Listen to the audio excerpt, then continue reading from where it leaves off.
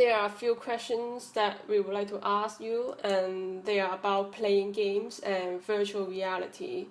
So the first question is that so when you play a role-play game like World of Warcraft, have you ever put yourself into the role of the game and really felt like you are the hero of the game? And do you think there's a problem with that?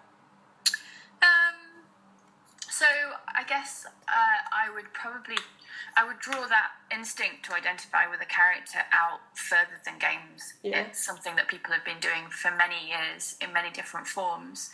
Like you can get lost in a book, in the feeling of a book. You might not feel like you are that character, but you can get lost in the world of that book. Yeah.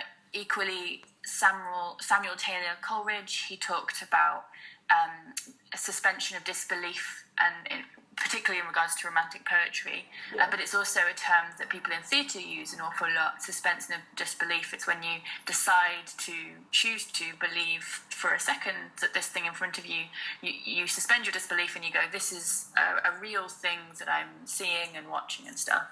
I suppose what games tend to do a little bit differently is that they place that burden of suspension of disbelief in the player.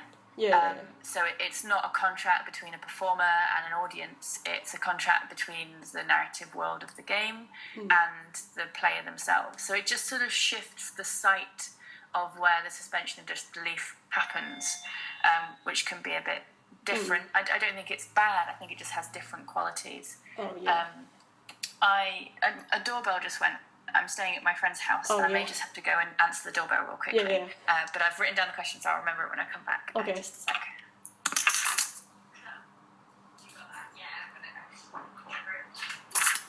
It's all fine, my friend has the door. Yeah. You can put that out, I'm sure. I certainly do think that you can lose yourself in the mechanics of playing a game, so the feeling of doing the actions.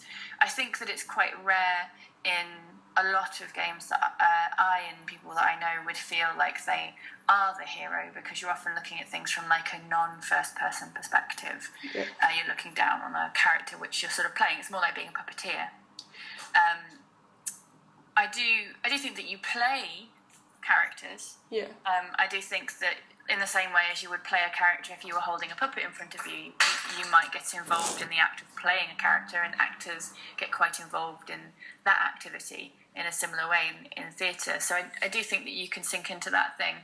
Yeah. And then also there's the way that some people might create characters and get very attached to them and might use them to create versions of themselves, or they might use, like particularly MMOs, you might use that space to escape to, and you might become very attached to that place in a sort of different way. But I think I think that the impulse is a very old one. It's just we're approaching it slightly differently in the increasingly realistic and increasingly sort of involving and immersive game environment. Yeah. So moving on to the virtual reality. So the virtual reality technology is becoming mature, and the game industry has also been greatly improved or even changed by that. So, however, a long-term use of VR, virtual reality, will cause a big impact on people's psychology. So, do you think the VR is good for human development, or is that bad? I think that technologies, they're not neutral because they're built by people and people aren't neutral, but I would argue that it's down to usage. So VR is an interesting technology, and as soon as we have a new technology, because there have been two waves of VR. There was the wave like 20 or so years ago, and there's this wave now. And because the technology is more available off the shelf, it's more affordable. It tends to sort of disrupt the basic market level, because suddenly you can put it in people's hands. It's not just an out there sort of thing that only you can get to if you go to somewhere and then you pay to use it, or that they have it in universities and stuff for research. So it's increasingly a thing that people have more access to. And I think the same with mobile phones, with television, with film, these things, they change the way that we communicate, they change the way that we tell stories, and they change the way that we approach the world and ask questions of it and maybe escape from it. And I think it just becomes another one of those things. Yeah. So, like, it will shape our collective social psychologies, because there'll be another way to look at ourselves, there'll be another thing to escape to. But I don't think that it will change it necessarily in a bad or a good way. We'll just have to learn how it reshapes us and respond to that. So in the way that the building of the printing press, it allowed us to store human knowledge in a way that we hadn't done before. In the invention of the computer chip, again, allowed us to store human knowledge in a way that we hadn't before. VR certainly allows us to explore stories and human experience in a way that we haven't done before. And that will shape our development as a society, as a species. But I wouldn't want to make grand gestures for it, because so did the invention of the fork, and so did the invention of farming, and in much more fundamental ways than perhaps VR will. So, like, I think that I would encourage the long view and non-extreme sort of headlines around how things are going to change the world forever.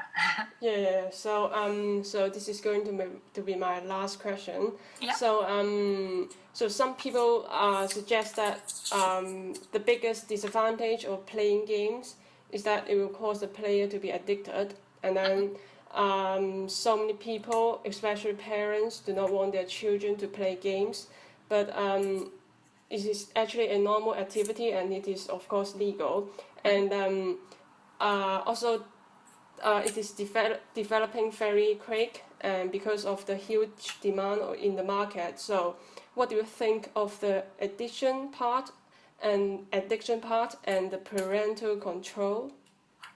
Sure. I mean, I suppose the problem here is thinking about games as a monolith, games as one single thing.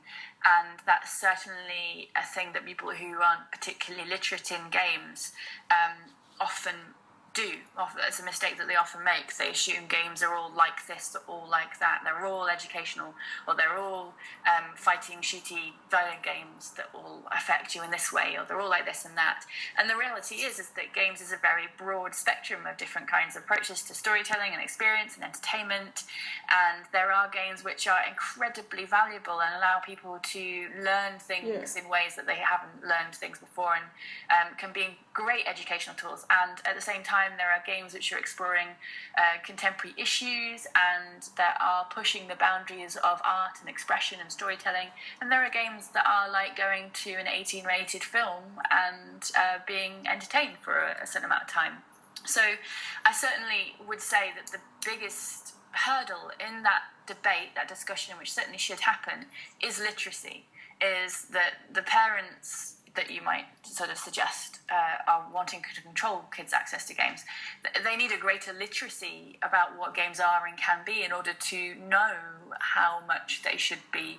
Like, you probably wouldn't give your 4-year-old an 18-rated film to watch, and you probably wouldn't like to give your kid who's 8 years old an 18-rated film. But like, knowing not all games are like that, and knowing that they're now sort of able to teach us literacies to do with computing and technology and coding that we might not have had access to before, that can be incredibly valuable for people. And, you know, that we make friends by them, and it's another part of our sort of social experience. I would say that the biggest thing is that we need to, as a society, be able to have that conversation sensibly. In order to do that, you need to find out more about games and how they work. And you get people like the National Video Game Arcade in Nottingham running sessions at their festivals where they invite parents to come and ask people who are experts loads of questions about how it all works and stuff.